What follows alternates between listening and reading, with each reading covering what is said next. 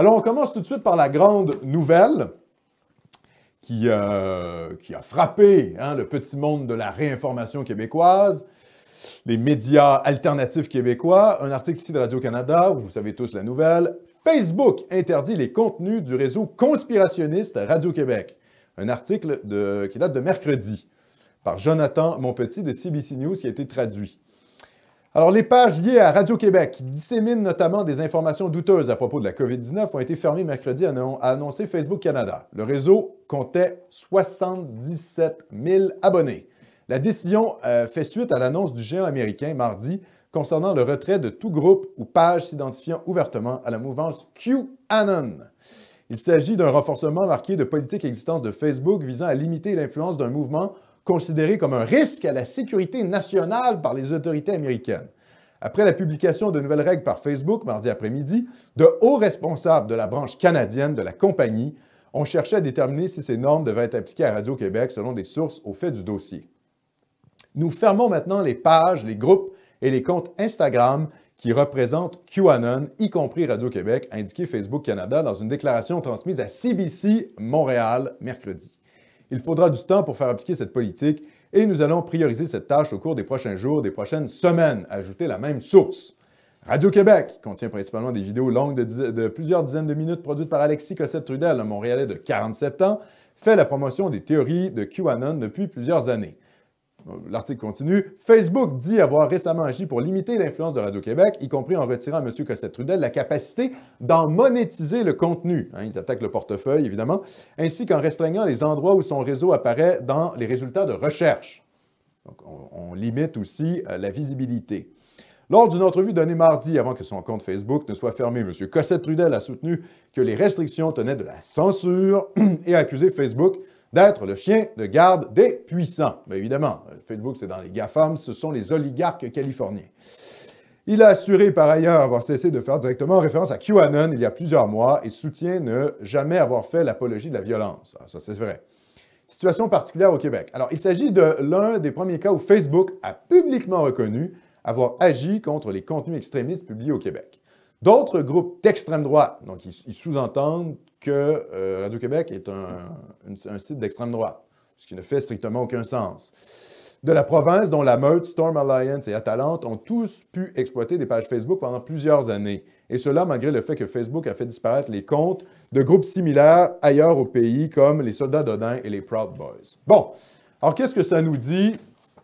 Tout cela, ça nous dit que le verrouillage d'Internet va se radicaliser. C'est-à-dire qu'Internet, c'était très chouette et ça permettait finalement l'élection d'Obama. Et puis, quand il y a eu le Brexit et quand il y a eu Trump, on s'est mis à nous parler de fake news. Donc, ça fait à peu près 5 ans qu'Internet est systématiquement présenté comme étant un danger public par le monde médiatique. Et ça va se radicaliser. Vous savez, les sites qui étaient bannis d'Internet, c'était les sites les plus radicaux qui affrontaient le plus durement le politiquement correct. Mais là, cette censure-là va se radicaliser. Je rappelle qu'un type comme Alex Jones, par exemple, c'est un peu, comment je dirais, là, c'est un peu la figure de proue de la complosphère américaine. C'est un type qui était animateur de radio, il était passé à la web vidéo. Il a été banni carrément de YouTube. Et là, on peut le retrouver sur d'autres sites alternatifs. Donc, à terme, ce qui guette tous les producteurs de contenu identitaires et ou jugés complotistes, ça va être le bannissement d'Internet. Le bannissement des grandes plateformes, en tout cas. Donc, ce que ça nous dit, c'est qu'il faut se préparer tout de suite. C'est-à-dire que Nomos TV, c'est peut-être son avenir aussi à être banni. Je rappelle que d'ailleurs, nous, notre organisation Horizon Québec Actuel a déjà été censurée par Facebook il y a de nombreuses années de cela. On a dû recréer une page Horizon Québec et ça n'a jamais vraiment repris. Le trafic qu'on avait n'a jamais vraiment repris. Facebook, ça fait longtemps qu'elle est dans que l'entreprise est dans une logique cosmopolite, multiculturaliste et, comment je dirais, voilà, bien pensante. Et donc, quand vous êtes d'extrême gauche, il n'y a pas de problème. Vous pouvez y aller à fond de train, BLM, les néo-marxistes, tout ça, il n'y a pas de problème. Mais quand vous êtes un peu identitaire et ou jugé comme pro-Trump, populiste, entre guillemets, complotistes, là, vous devenez un danger public.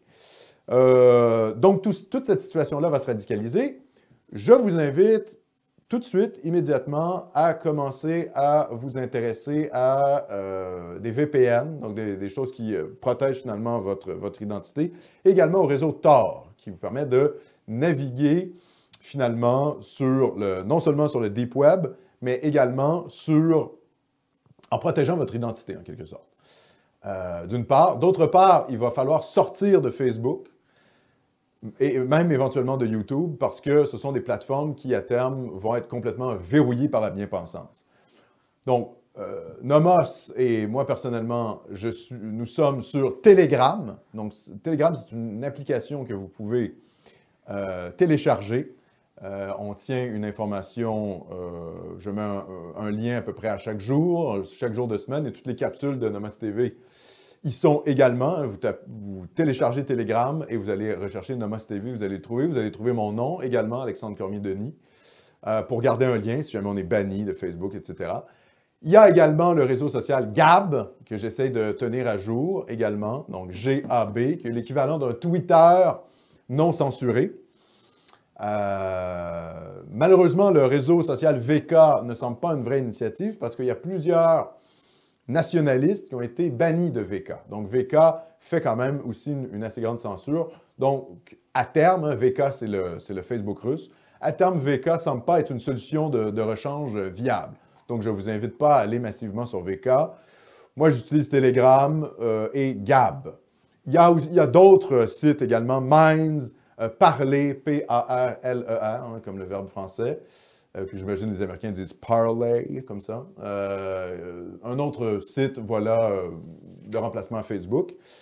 Mais en tout cas, ce qui est sûr, c'est que nous, Nomos TV, si jamais vous voyez qu'on disparaît de Facebook, ce qui se pourrait, on ne sait jamais, vous allez pouvoir nous retrouver sur VK, sur VK, on y est, bon, on a peu d'espoir là-dedans, mais surtout sur Telegram et sur Gab. Ce sont les deux médias sociaux qu'on va investir.